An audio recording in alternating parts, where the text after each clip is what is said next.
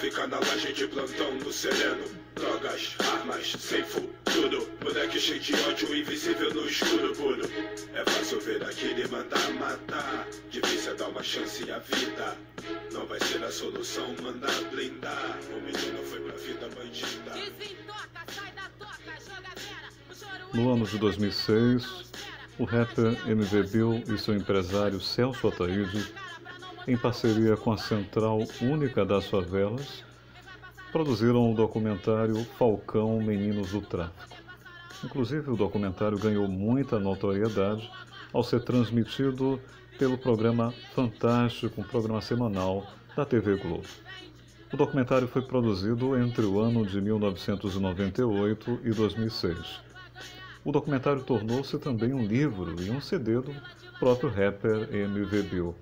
O documentário abordava a vida de 17 meninos envolvidos com o crime organizado. Os autores do documentário visitou várias favelas para tentar fazer um recorte da realidade vivida por esses adolescentes e jovens da periferia. Durante as gravações, 14 dos 17 adolescentes entrevistados morreram num curto período de tempo, apenas em 3 meses. Fato que nos deixa chocados, vitimados por uma guerra urbana desumana. O documentário é intitulado de Falcão, fazendo alusão à função que os meninos realizavam, que era a tarefa de vigiar a favela e avisar aos seus chefes caso a polícia entrasse ou mesmo outro grupo rival. O único desses sobreviventes foi empregado pelos produtores, mas infelizmente voltou para o mundo do crime até ser preso. As palavras de MV Bill: a gente vai abordar a vida daquele que nunca deixou de sonhar, que acabou vivo justamente por estar preso. O Falcão é o adolescente sobrevivente e ele possuía o sonho de ser palhaço e trabalhador de circo.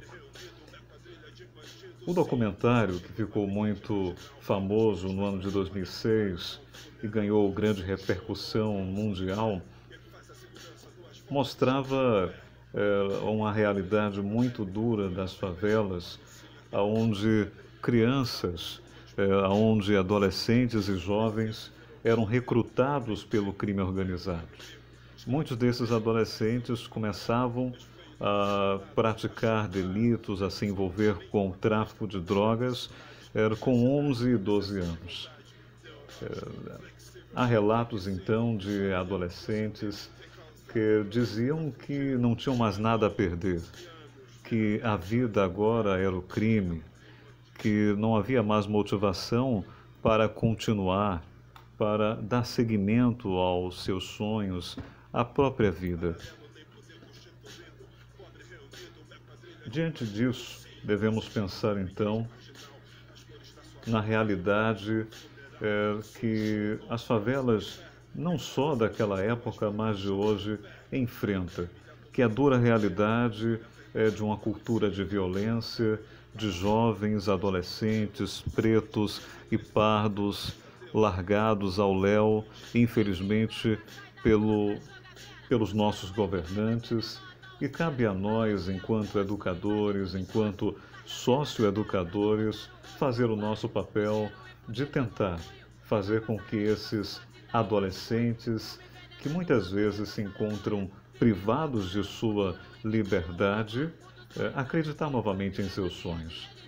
A frase marcante é a do MV Bill, como já foi lido.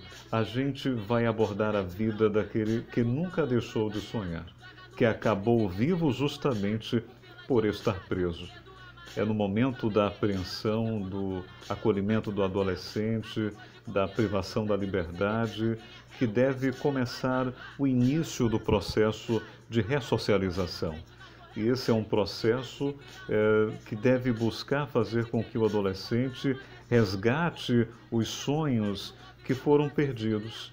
Em algum momento, parece que o adolescente deixou de acreditar no próprio futuro, deixou de acreditar em si mesmo e resolveu então ingressar no crime organizado, numa vida de práticas delituosas. A privação da liberdade deve ser o começo desse processo de ressocialização.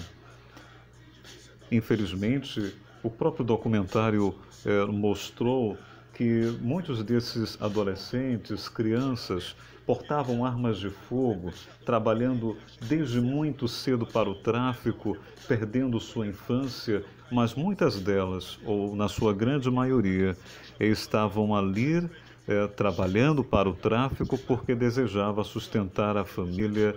Muitos desses adolescentes eram membros de famílias desestruturadas, lares monoparentais. Isso nos faz pensar, de fato, sobre a situação, a condição de vida desses adolescentes. É aí que também entra a pedagogia dos sonhos, a pedagogia do desejo, que é uma ideia educacional, teórica, muito elaborada pelo grande educador Paulo Freire e pelo também educador Cesare de Fliorio de la Rocca. Esses dois grandes educadores sempre viram na pedagogia dos sonhos, na pedagogia dos desejos, o grande começo ou o grande incentivo para que esses adolescentes pudessem começar a repensar a sua vida delituosa, a sua vida infracional, para então voltar a sonhar, voltar a acreditar no seu potencial. A vida de adolescentes que ingressam no mundo do crime é quase que uma ação de um kamikaze. É como se eles quisessem tirar a própria vida, mas como se não tivessem coragem, de forma que inconsciente entram na vida do crime para que outros ponham fim à sua própria vida. É muito comum no decorrer do documentário ouvirmos adolescentes, depoimentos de crianças dizendo que o bagulho é doido na favela. É uma expressão que tem a ver com a desordem, com o caos estabelecido no ambiente o qual eles vivem. Outro adolescente diz que não há mais o que sonhar, não tem por que sonhar, porque a vida não tem mais o que oferecer, a não ser a guerra. Então vemos no próprio documentário, aqueles que tiverem a oportunidade de assistir, ou aqueles que assistiram, reflitam novamente. Enquanto educadores, enquanto profissionais da área da socioeducação, o nosso dever é nos engajar e tentar fazer com que esses jovens resgatem os seus sonhos, que eles voltem a acreditar no seu potencial.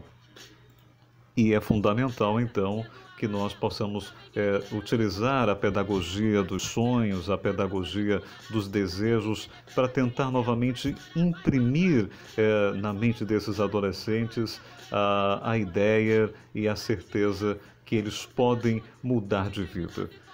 Nesses 2 anos que tenho atuado como socioeducador, compreendi que não é o encarceramento em massa da juventude negra, de nossos adolescentes, grande parte periféricos, que vai resolver os problemas socioeconômicos, políticos e sociais em nosso país.